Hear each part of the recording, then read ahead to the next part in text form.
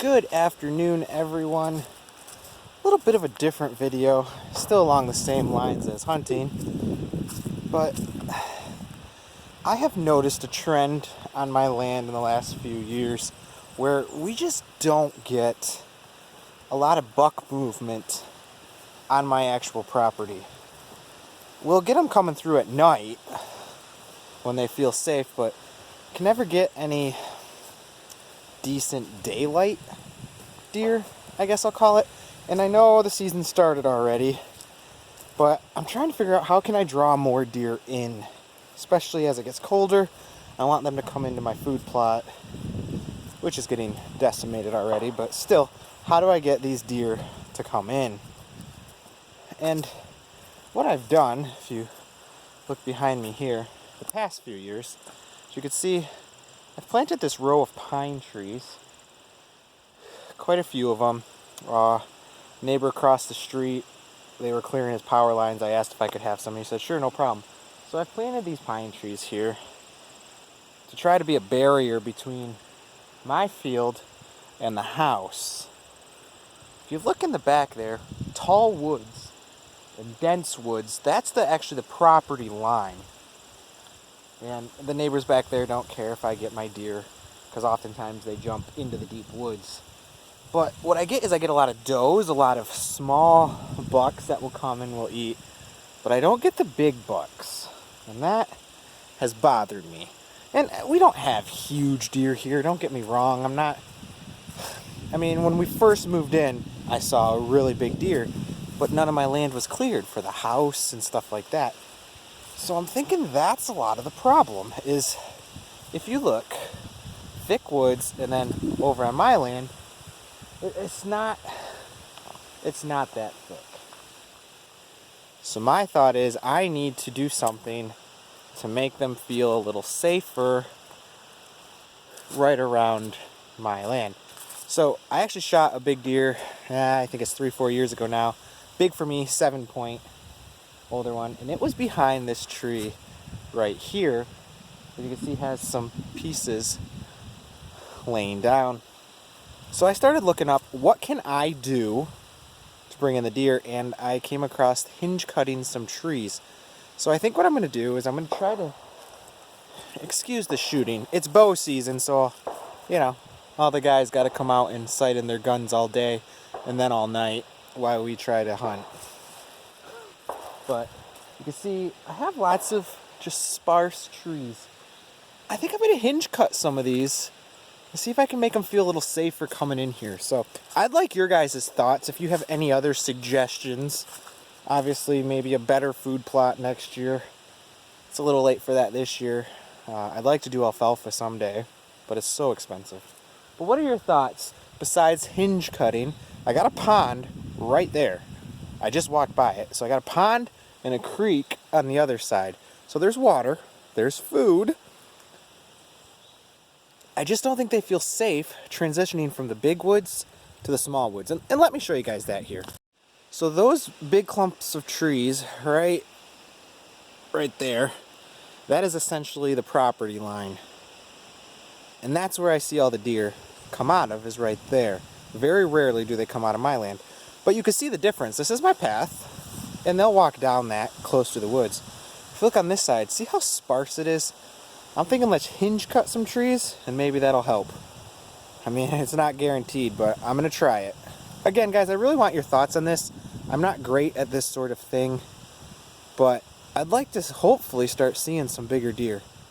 Now, I am hoping to hunt tonight. Not the best time to be out here, but I'm out here, about 6 hours before hunting. Hopefully, that's not that big of a deal. I'm going to try using my Hart battery chainsaw instead of running the gas. I just hunt all the time, guys.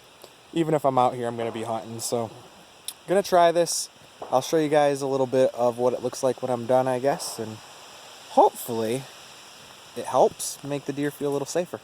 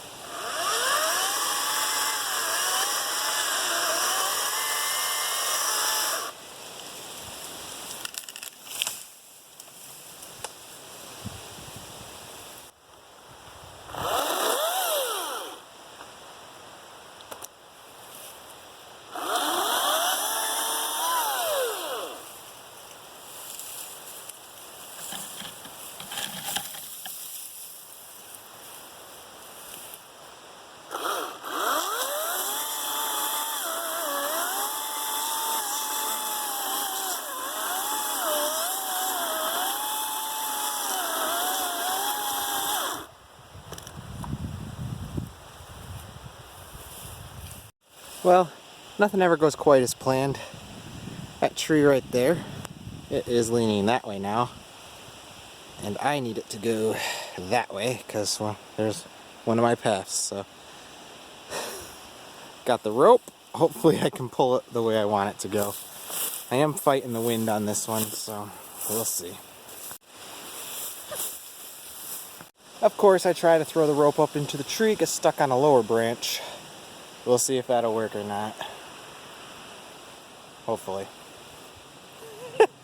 There's always something.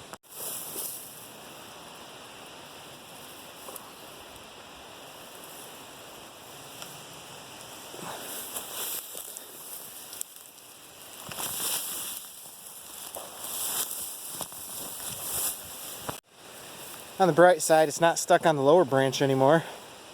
I just about broke my back, but let's try again. Try number 4. Come on, tree.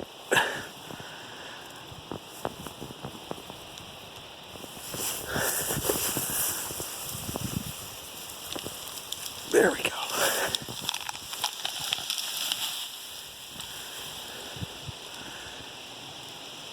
Whew. Not quite where I wanted it, but that'll work.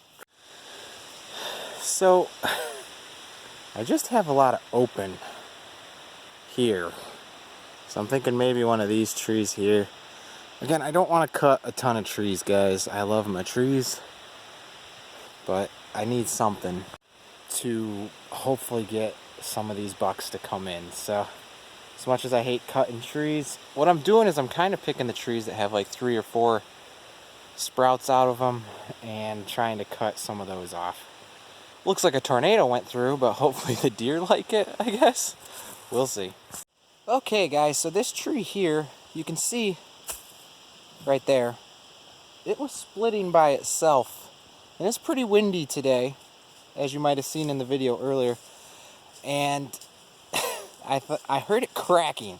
Now the problem is, it was leaning directly at my deer blind there. So I decided to cut this one too. I don't know if I'm going to leave it. I'll probably leave it for tonight. Maybe for this hunting season and clean it up next year. But that one was pretty dangerous. I was pretty nervous about that one. So I'm glad we got it cut. I'll turn the camera around here and show you guys how close it is to the deer blind. So you can see right here, guys, I missed the deer blind by, 10 feet or so, dropping that. Thankfully, my son was able to pull on a rope and get the tree from falling on the actual blind. But that was a little scary. Honestly, if we hadn't done this, it would have probably hit the blind later this fall with the high winds we've been getting. So what I'm going to do is I'm going to climb up in the blind here, show you guys from up above the trees I cut. And like I said, I want your opinion on if I did too many, if I didn't do enough. If you have any thoughts about it, let me know. Hopefully this works and we start seeing some more bucks. Alright, so it's still pretty open here at my field. I decided to drop this one right next to the field because that blocks the view of the house. And then as you look out there, hopefully you can see I've dropped quite a few. So there's one there, one there, one there, one there. And I actually made like a row right through here. Kind of trying to funnel them in this way. Because as these ferns go down, they're not going to feel as safe, I don't think. So hopefully that helps. Guys, if you got any other ideas, let me know. Honestly, at this point, anything helps. You know, I did those pine trees. That definitely helps because there was nothing between this field and the house before. But I just felt like I needed something else to kind of blend the tall woods with the young woods.